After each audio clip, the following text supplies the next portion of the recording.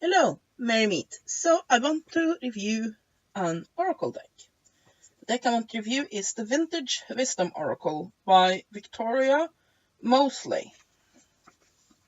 Box looks like this. I think the box is very beautiful. It's pretty hard, so it'll last for a while. And I really like the design and these silver embossed details here. Makes it look very nice.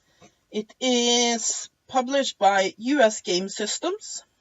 So yeah, this is an Oracle deck, not a tarot deck, just to make that clear. But let's have a look at it. Sorry for bumping the camera there. Let's have a look at the book first. I think the cover of the book is gorgeous. And it's about this size. So yeah, it starts with an introduction, basically talking about how the artist got the idea to make the deck, and goes into quite a bit of details there. Then we have about the cards, and each card gets about 2 pages or so. For example, here's the first card. You can see it's all down that page and almost down to the end of another page. And we go through those. And then at the end there is about using the cards, which basically is pretty self-explanatory. And it also talks about whether or not you should use the guidebook or you just do the reading intuitively. And I really like that. And it's just this little blurb here, but it's still very nice that I include that and urge people to actually read intuitively. Then we have getting the most from your readings, which is further advice. Selecting a spread, which is pretty self-explanatory, how to select a spread for whatever reading you are doing. It's about reversals, which I really like because a lot of Oracle decks never address that whatsoever. So yeah, shuffling with the deck, how to get a better shuffle, assessing the spread, and then there are some spreads. We have the 4-leaf spread, and these are pretty okay spreads. Pretty general, pretty okay. And I also like that I haven't seen these other places that I can remember right now, at least. And also, of course, you can use these spreads with other Oracle decks or with tarot. Spyglass spread. I really like when I include some spreads in these books. Penny farting spread.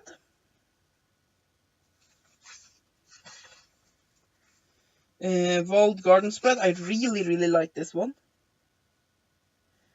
Feels very nice to me. The Chanteline spread, which is a pretty cool one.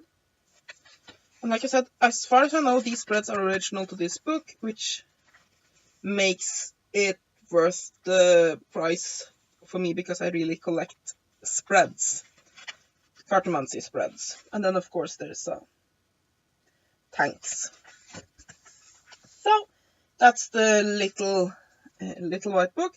What do you think of it? Well, I think it's pretty okay. When it comes to Oracle decks, the book is much more important than it is with tarot, because with tarot you can always go out and buy a tarot book, but with Oracle deck, usually they are their own little self-contained system, so the information in the book is what you get.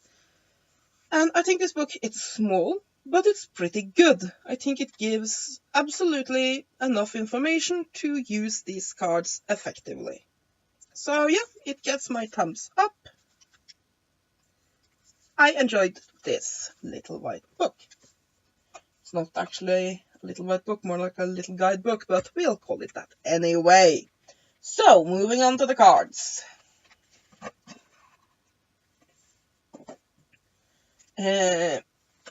There's the intro card that always gets shuffled in with the other ones in a reading.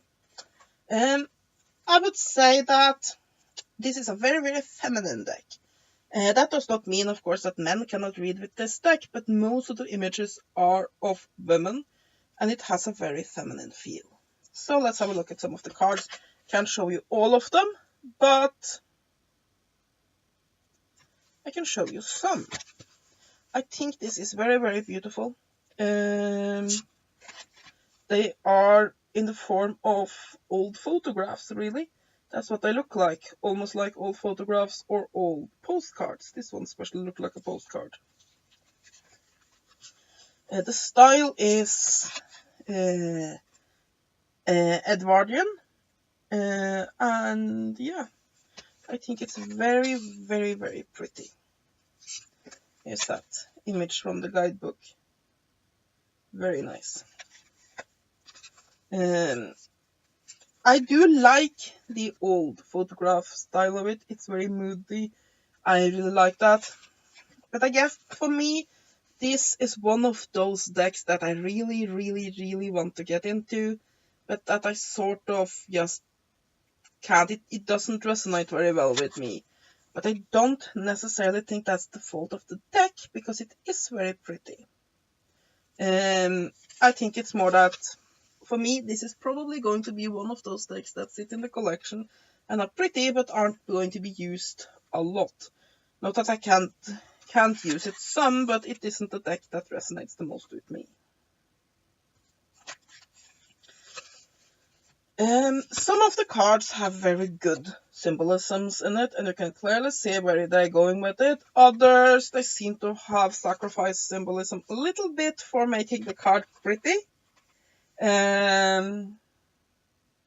Also, a lot of these images are basically images that are just floating around, that there are no longer a copyright on, that has been photoshopped together, like this one, for example. And that's a little bit cheating. But other than that, I don't have a huge issue with this. The images are composed together nicely. If you don't like things that has photographs on them, then this will not be the deck for you, because a lot of the images are composed partly or in whole of old photographs. But yeah, if you like the Edwardian period and you want a sort of gothic feeling deck that isn't dark, then this deck might be for you. It's definitely beautiful. And it has nice symbolism. It's just, I would have preferred if there were more symbolism, more things to immediately grab the meaning of that card and help you intuitively read with them. But all in all, there's a good mood in this. There's this feeling with it. It just feels old and precious and beautiful. It feels like something your grandmother might have in her cupboard. So yeah, the deck isn't that much for me, but I definitely do like the imagery of it. For me, photographs on these kinds of oracle decks isn't my favorite, but it's not a big issue. The cardstock quality is acceptable. It's not as nice as many oracle decks are, but it's not completely horrible either. It's acceptable. This is the back of the card, and as you can see, it has that issue that it's not reversible. You can immediately see if a card is right side up or upside down, and that will bother quite a few people. It bothers me a little bit. But other than that, I can't say I have a lot of complaints. To me, it seems though like the creator of the deck have been more concerned with making a pretty deck than making a functional divination tool.